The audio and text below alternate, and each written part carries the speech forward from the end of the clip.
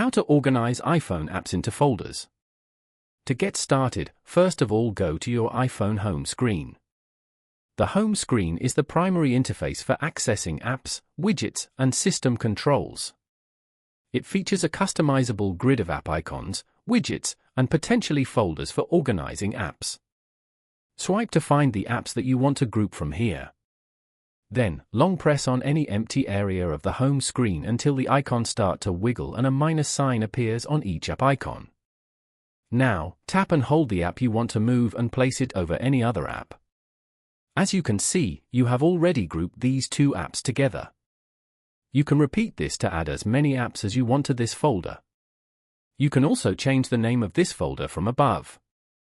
Following these steps, you can easily organize iPhone apps into folders. Thank you for watching. Please leave a like if this tutorial helped you, or leave a comment below if you have any questions related to the video.